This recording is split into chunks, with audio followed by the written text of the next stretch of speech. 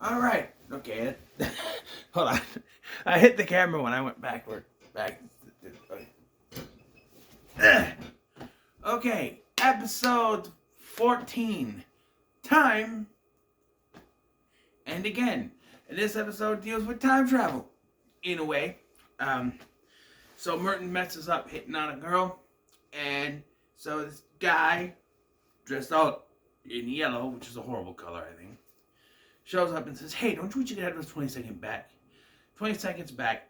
And so he has this little pocket watch that rewinds time for a certain amount, and he's able to get that back. So he gives Merton the pocket watch and says, "The first time is free," and then lets him go, and he uses it to uh, rewind time and help himself look better, basically. Um, and that's the plot. The side plot is about Tommy, and okay, it gets to the point. We are more than halfway through the season now, and it's getting overdone. The whole, oh, I want to be with Stacy, but I can't tell her that I'm a werewolf. And at this point, even gets to the point where she's sick of him flaking on her. As I mentioned in the last one, was it going to be enough? She keeps going back to him. It's her fault, in a way. And so, and Merton even says, "Why don't you tell her?" He goes, "Oh, she'll never understand." And then she comes up to him and she's like, "Hey, you gonna go out? I'm gonna go out." And he's like, "Okay." And so again, it becomes repetitive. "Oh, how am I gonna stop myself from wolfing out? We're going out with Stacy." And it's like every time you ask her out, this is what we hear. "Oh, I am very worried about wolfing out when I'm with Stacy." At this point, just stop. Just stop asking her out then, because it's gonna be just enough. It's getting to be too repetitive. However, this episode, the other plot with Merton does make this episode better. It's a Merton-centric episode. Like we just had one with Invisible Merton, but this one's there. And it's actually a pretty good one. It's better than Invisible Merton, because the guy who plays the villain, whose name is never revealed, just the time guy I call him, he's a pretty good villain. It turns out that while Merton uses the watch, he's paying for it with wisdom. Eventually, Merton becomes so stupid.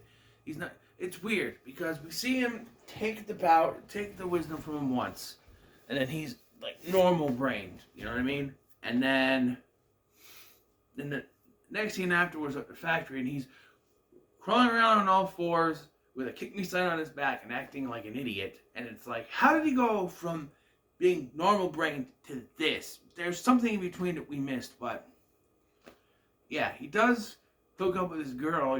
They're hanging out, and he's acting cool because he rewinds the watch. He proves to Tommy that it works, and then Tommy realizes, hey, that watch was doing bad things. And then Merton tricks him. He's like, must not be that dumb. He's like,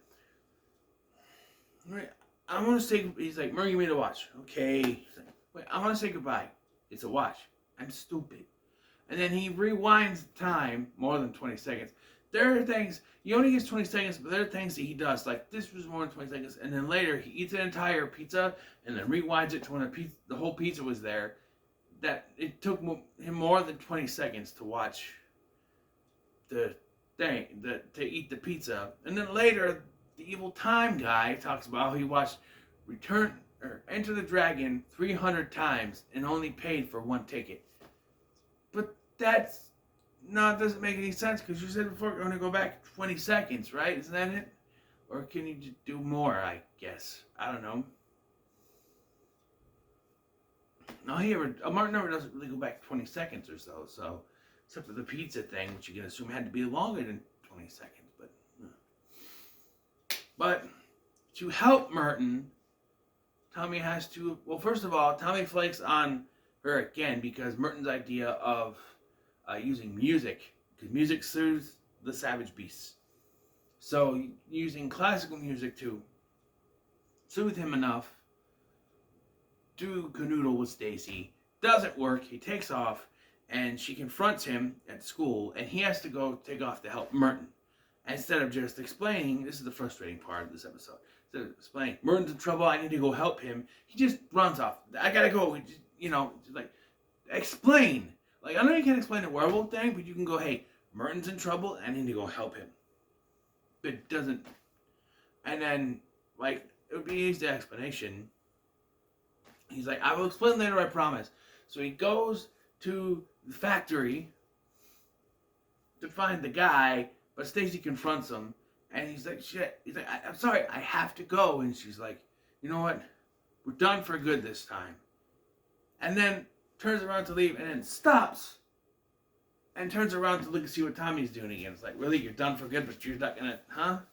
And then she sees him save the girl, which makes another girl that he's gonna make a victim.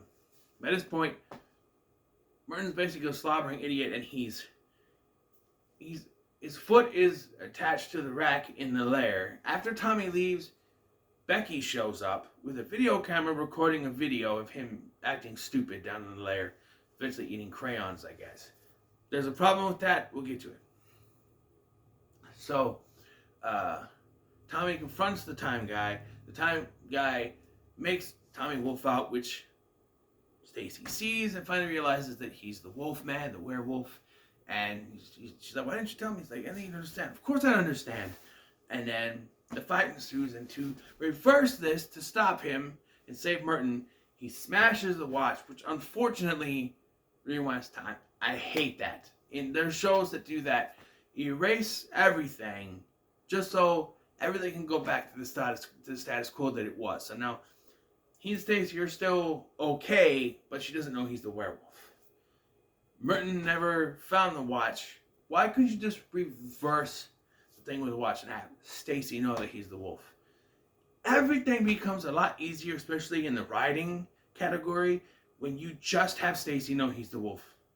Because then you have to keep writing the whole, she keeps going back to him. He flakes on her. They keep going back together. Although they do insert another character into the story, the arm, that sort of helps with that problem that they keep on having. But having her know the whole werewolf secret, which is a lesson they learn in season 2, which made everything with the character of Lori from season 2 onward much better than anything they did with Stacy, to be honest. Well, Stacy's the ultimate love interest and the one that Tommy should have ended up with. They handle Lori better. We'll get to that when we get to season 2, but this just, it gets too repetitive. He and Stacy go out. He keeps wondering how he's going to keep from wolfing out. He ends up having to leave. Rinse, repeat. She's mad at him, but she takes him back. Rinse, repeat, rinse, repeat, rinse, repeat. Over and over again. 14 episodes later, it's just repetitive. At this point, she was ready to say they're done for good. But, like I said, they're going to insert the arm into it. So, we'll get to that. But, yeah, overall, this was a pretty good episode. The villain is one of the better villains, the time guy. I don't know what he's really called, but he's one of the better villains in the show. And I always like time travel, time-related episodes. So, So, I'm going to do this at the end of every one now and see what the next episode is. 15. Is this what I think it is? This looks like the old wolf, I think it's The Exorcist, actually.